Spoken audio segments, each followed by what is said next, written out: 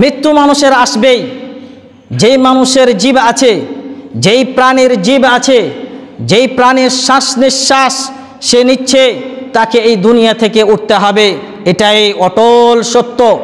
এর মধ্যে কিঞ্চিত পরিমাণে এদিক ওদিক সন্দেহ পোষণ করা যাবে না। যায়িকাতুল মাউত ওয়া ইন্নামা তুওয়াফাউনা উজুরাকুম ইয়াউমাল কিয়ামাহ।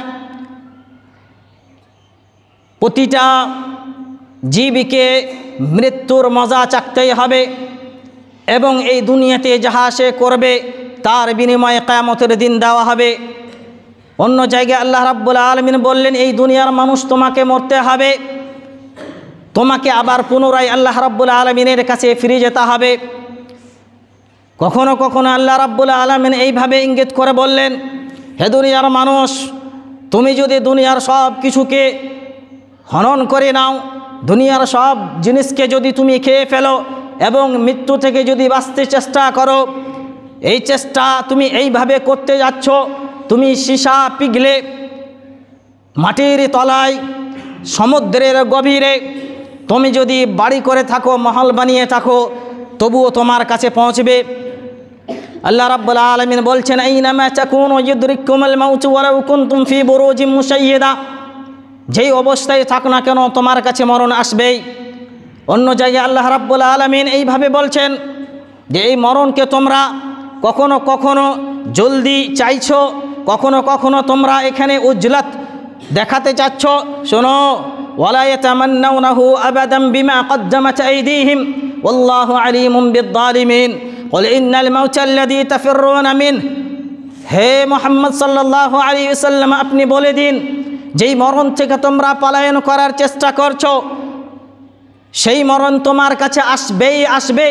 ফাইন্নাহু মুলাকীকুম সুম্মা তুরাদ্দুনা ইলা আলিমিল গায়ব। এই যে জীবনটা তোমাকে দেওয়া হয়েছে, এই জীবনে যদি ভালো কাজ না করো তাহলে তোমার এই সমস্ত হিসাব নেওয়া হবে, ভালো কাজ করলে এর বদলা দেওয়া হবে। ফাইন্নাহু মুলাকীকুম সুম্মা তুরাদ্দুনা ইলা আলিমিল গায়ব। এই আয়াতের মধ্যে আল্লাহ রাব্বুল আলামিন আলিমিল গায়ব কথা বললেন, সুম্মা তুরাদ্দুনা ইলাল্লাহ বলেননি। ইলাল্লাহ আর ইলা আলিমিল গায়ব দুটোর মধ্যে পার্থক্য রয়েছে।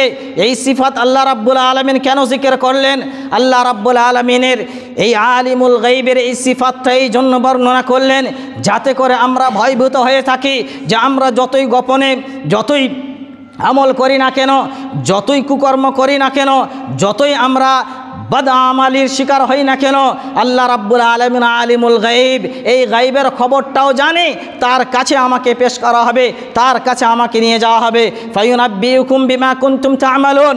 সব কিছু পুঙ্খানুপুঙ্খানুভাবে দেখিয়ে দেওয়া হবে, দেখো এই আমলটা তুমি করেছিলে। এই ধরনের বহু আয়াতে আল্লাহ রাব্বুল আলামিন মরণের অটল সত্যটাকে তুলে ধরেছেন কোরআনের মধ্যে। তবে এই মরণের জন্য কোনো সময় নির্ধারিত রয়েছে। মরণ যে আমার কাছে আসবে সেই সময়টা কি আমরা জানি? সেই সময়টা আমরা জানি কি না জানি? কোরআনকে জিজ্ঞাসা করলে কোরআন বলবে। কোরআনকে বলা হয়, হে কোরআন বলো তো দেখি এই মরণটা কখন আসবে? কোরআন বলবে, ইন্নাল্লাহা ইনদাহু ইলমুস সাআহ। কয়েকটি জিনিস গোপন রয়েছে আল্লাহ রাব্বুল আলামিনের কাছে, তার মধ্যে কিয়ামত একটা গোপন জিনিস। ইন্নাল্লাহা ইনদাহু ইলমুস সাআহ ওয়া ইউনাজ্জিলুল গায়থ ওয়া ইয়ালামু মা ফিল আরহাম ওয়া মা তাদরি নাফসুম বিআইয়ি আরদিন তামুত ওয়া মা তাদরি নাফসুম বিআইয়ি আরদিন তামুত। কোনো মানুষ জানে না সে কোন জায়গায় কোন স্থানে মরবে, এই জিনিসটা সে জানে না। ওয়া মা তাদরি নাফসুম মাযা তাকসিবু গাদা।